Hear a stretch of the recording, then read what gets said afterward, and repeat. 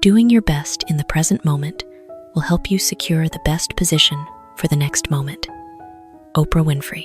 Many people picture the future as a mysterious, faraway realm that must be conquered through grand leaps. Yet reality is entirely different.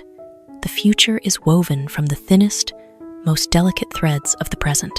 Every action you take today, no matter how small, is a quiet brick quietly laying the solid foundation for tomorrow. People often lose their way between two extremes, regretting the past and worrying about the future. They procrastinate, not because they are lazy, but because of a deep-seated fear, the fear that their efforts are too small to change their destiny. But the beautiful paradox lies right here. The imperfection of the present moment is the most fertile soil for growth. When you pour all your heart into doing the very best you can, you are not chasing some distant perfection. You are forging a reliable version of yourself, a person brave enough to act even when not fully ready. Life is like a long, drawn-out chess game. You cannot control the entire match, but you always hold the power to make the best move right now. One precise move does not promise immediate victory, yet it opens the door to more favorable opportunities ahead. On the other hand, even a moment of hesitation can push you into a passive position where every choice feels suffocating and far more difficult. When you focus completely on the present, you free yourself from the heavy burden of having to become great instantly. You only need to improve little by little, more clearly, more steadily, more sincerely. And that quiet accumulation will quietly guide you to positions you once thought were impossibly far away, not through magic, but through the power of steady consistency. Doing your best in the present is not just a temporary strategy. It is a profound philosophy of life. It teaches you to cherish every moment, as if each second is quietly shaping your destiny. And when you look back on the journey, you will realize the best position is not at the finish line, but in the person you have become along the way. Intelligence without ambition is like a bird without wings. Salvador Dali. Human potential is often imprisoned within its own shell of safety. Intelligence, by nature, is the ability to see farther than most, to understand more deeply than the surface.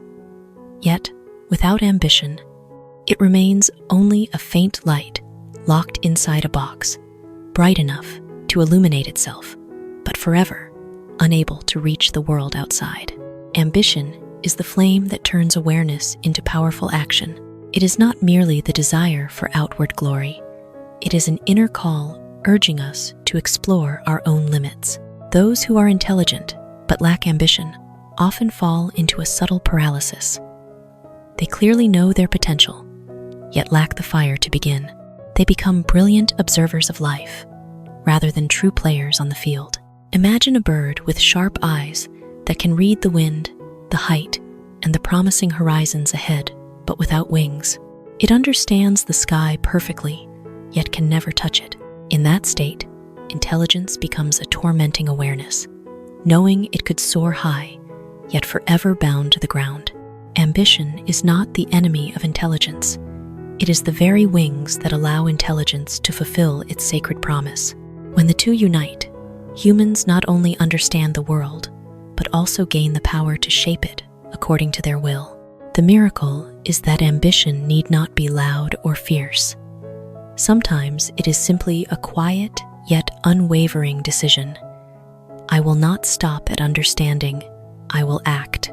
Only when it is lived, tested, and met with real challenges does intelligence truly shine, because the value of a life lies not in what we know, but in what we dare to do with that knowledge. Don't worry when you are not recognized. Instead, strive to become worthy of recognition. Abraham Lincoln. Humans are born with the longing to be recognized as a way to affirm their own existence. Yet, when recognition becomes the main goal, instead of a natural result, we easily fall into a cycle of dependence, living for others' eyes and losing our inner center. The worry about Not being recognized usually comes from an immature ego. We want the world to confirm what we ourselves still doubt. But the profound paradox is this: genuine recognition does not come from demanding it, but from becoming a person who cannot be ignored. Like a blazing fire, it needs no announcement. Its light alone draws every gaze. Picture yourself as a silent craftsman working in a dim workshop. No one applauds, no titles are awarded, yet every chisel strike and every carved line is perfecting a masterpiece. If you quit just because there is no audience, you will never discover what greatness you could create. On the contrary, if you keep refining, one day the work itself will speak for you. What matters is not whether recognition comes early or late, but whether you have truly become. When you focus on becoming worthy, meaning relentless training, elevating yourself, deepening your inner strength, you are building lasting value that does not depend on praise or silence. And when that value grows strong enough, recognition arrives as an inevitable consequence, like a shadow following its form. Not the destination, but a sign along the path. When you stop chasing the spotlight and begin perfecting yourself in the shadows, you will realize what makes you shine is not who is watching, but the person you have become. Systems are the soul of business in everything. Thinking thoroughly and acting swiftly is how business gains its advantage. George Washington. On one side is solid structure, on the other is decisive rhythm. Many rush into business with the initial spark of passion, yet lack a clear system, and so they resemble someone rowing across a vast ocean without a compass, exerting full effort, but still drifting aimlessly. A system is the weapon that lets humans tame chaos. It turns scattered actions into a tight, logical chain where every step carries meaning and can be repeated efficiently. Entrepreneurs without systems live in constant reaction, dealing with problems only when they strike. In contrast, those who possess systems live in absolute proactivity. They have already designed how problems will be solved. Then business is no longer a game of chance, but an art of subtle control. Yet a system alone can easily become rigid. This is exactly when thinking thoroughly and acting swiftly enters like a surge of electricity, making the entire machine run smoothly. Thorough thinking lets you see through the market's surface and grasp the hidden forces behind customer behavior, while swift action is the ability not to let that understanding freeze in endless analysis. An idea pondered too long loses the heat of its golden moment. Business is like a living body. A system is the skeleton, giving shape and holding the structure firm. Thorough thinking is the brain analyzing, predicting, directing. Swift action is the bloodstream circulating energy to every corner. Without any one of these, the body becomes paralyzed and loses control. Think deeply enough not to lose direction, yet act quickly enough not to miss opportunities. When you build a flexible system where sharp thinking instantly transforms into timely action, you are not merely playing the business game, you begin to write its rules yourself, and that is the true advantage. Not being faster than others, but clearer and more consistent in how you operate yourself. We must use time as a tool, not as a couch. John F. Kennedy. Time itself carries no meaning. It is like a silent river flowing onward, but how we face it decides whether we are the strong swimmer or merely the one lying back, letting the current carry us away. People are often tempted by the soft couch, the comfortable disguise of procrastination. We tell ourselves we are resting or waiting for the right moment. But in truth, it is a clever way to avoid the responsibility of action. That couch brings temporary ease, yet it quietly paralyzes willpower, letting days slip by without leaving any trace of growth. In contrast, when time is treated as a sharp tool, it becomes something we can shape and use at will. A tool does not run itself. It demands a steady hand, iron will, and clear awareness from its user. When you grasp time like a sharp blade, You begin to cut away the excess, carve out value, and turn scattered moments into a meaningful creation. Each minute is no longer something to kill, but precious material to craft a better version of yourself. Two people stand before the same long day. One sits down on the couch, letting time pass like a movie they need not watch closely. The other stands up and uses every hour like small, persistent hammer strikes, building something perhaps not yet perfect, but real. After some time, the difference lies not in innate talent, but in how they have spent their time. Do not fall asleep inside your own life. Time will always flow, but you get to choose.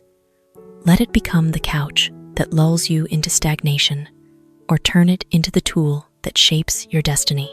And when you choose to take hold of it, you are not merely managing time, you are beginning to master your own life. Whatever your life's work is, do it well. A person should do their work so excellently that the living, the dead, and those yet unborn could not do it better. Martin Luther King Jr. Most of us are lulled to sleep by average standards. We compare ourselves to those around us, and when we are not worse, we allow ourselves to stop. A standard that is no longer competitive, but absolute, not to defeat others, but to surpass our own limits. Then work is no longer merely a means to earn a living. It becomes the place where we express our deepest identity. You are an unknown craftsman doing a job no one notices. If you do it carelessly, the world will still turn. But if you do it with absolute devotion, every detail you touch will carry the mark of a mind that refuses mediocrity. And right there, you create a beautiful paradox. An ordinary person doing an ordinary job, yet with an extraordinary standard. The meaning of the act outlives time. The living, the dead, and those yet unborn is not mere exaggeration. It is a reminder that true quality possesses lasting life. A job done to the very edge of your ability becomes a benchmark, a milestone that future generations must confront. It does not merely finish in the present, it echoes into the future. When you work with that spirit, you are no longer distracted by who is watching or judging. You work because you know each action is a silent declaration about who you are. And when you reach that level, work is no longer what you do. It becomes living proof of how you have lived. People may not receive everything they strive for in this life, but they must certainly strive to obtain everything they want. Frederick Douglass. Life does not operate on absolute fairness, yet it always obeys one inescapable law without effort. There is no possibility. People are often obsessed with results. They want a perfect relationship, a brilliant career, a fulfilled life, but expect these things to arrive like gifts from heaven. When reality does not deliver, they feel wronged, as if the world owes them something. It does not promise that effort will always be fairly rewarded. It emphasizes that effort is the mandatory condition for any possibility to occur. Life is like a great door. Effort does not guarantee the door will open, but it is the only action that places your hand on the handle. If you do not try to turn it, you have already excluded yourself from every chance. And the remarkable thing is that even if the door does not open, the process of trying still changes you. You become stronger, clearer, and less dependent on outcomes. We cannot control whether we achieve what we want, but we completely control how fully we give ourselves to the effort. When you pour everything into it, you are no longer tormented by what if. You may fail, but it will be a complete failure without lingering regret. It is not about working frantically to force life to reward you, but about living in a way that makes you worthy of the things you desire. Because the most frightening thing is not failing to reach the dream, but never truly having tried to touch it. And when you have given your all, no matter the result, you still hold something priceless: self-respect. It is unfair to ask others to do what you yourself are unwilling to do. Eleanor Roosevelt. People must face a subtle contradiction within themselves. We often demand patience, discipline, and sacrifice from others, qualities that, when turned inward, we easily postpone or avoid. And the gap between what we demand and what we are willing to do creates a subtle injustice. Injustice not from circumstances, but from dishonesty with ourselves. This is the manifestation of shifting responsibility. To protect the ego, people often raise higher standards for others as a way to maintain a sense of control. When we ask others to do what we will not, we unconsciously place ourselves outside the game as a judge rather than a participant. Yet, the paradox is that the right to demand only carries real weight when it is supported by personal experience. Otherwise, words become empty, like a map drawn by someone who has never left home, a leader standing high, ordering the team forward while unwilling to step into difficulty themselves. Those calls may sound powerful, yet they lack inner substance.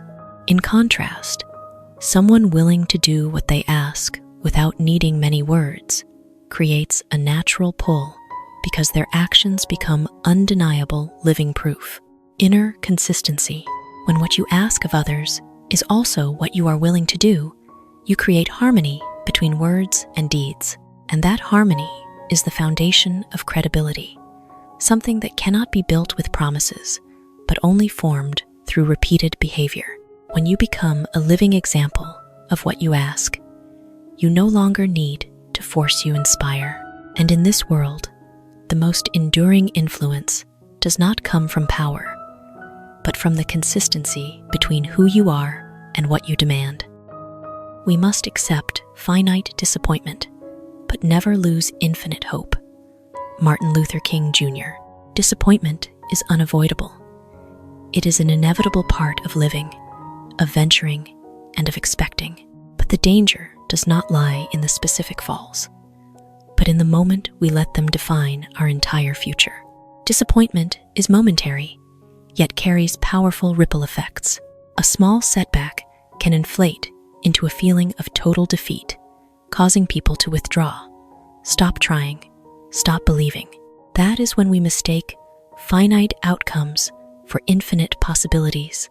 We look at one closed door and conclude that all doors are the same.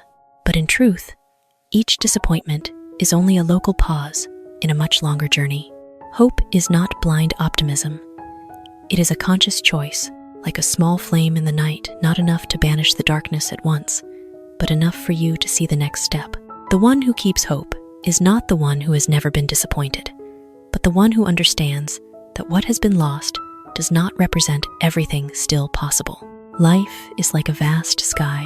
Disappointments are clouds, sometimes thick, sometimes gray, but always limited. Hope is the sky behind them, invisible yet all-encompassing, undestroyed by any cloud. If you only look at the clouds, you will believe the sky has vanished. But if you remember the sky is still there, you will have reason to await the returning light. It does not ask you to deny sadness, but to place it in its proper size. Allow yourself to feel disappointment, but never give it the right to decide your future. Because as long as you keep hope, you keep the ability to continue. And in a world where everything can change, that very ability to continue is the greatest power a human can possess. When you wake in the morning, think about the precious privilege of being alive to breathe, to think, to enjoy, to love. Marcus Aurelius. Most people wake up each day but do not truly awaken. They step into the familiar routine, letting time pass as habit rather than as a gift. Familiarity is a double-edged sword. It brings a sense of safety, yet quietly blurs the value of the most basic things. We breathe without realizing we are alive, think without realizing we possess inner freedom, love without realizing it is a gift not everyone has. And when those things are taken for granted, we begin living in a state of artificial lack, always feeling we do not have enough, even though we already have so much. Return to the beginning of gratitude, not for great achievements, but for existence itself. Imagine every morning as a door just opened, promising nothing specific, yet granting you opportunity. To breathe is to continue. To think is to choose. To enjoy is to feel the world. And to love, that is the ability to step beyond the self and reach another with the deepest part of you. When you begin the new day with that awareness, your mind naturally shifts. You no longer step into the day as a burden to complete, but as a space to experience. Pressure decreases, yet vitality rises. You do not need much more to feel enough because you have already seen the value in what has always been there. Cherish the foundation before chasing the additions. When you realize that being alive is already a privilege, you will no longer live in haste and unconsciousness. You will live more slowly, more deeply, and paradoxically, that is when you truly begin to live fully.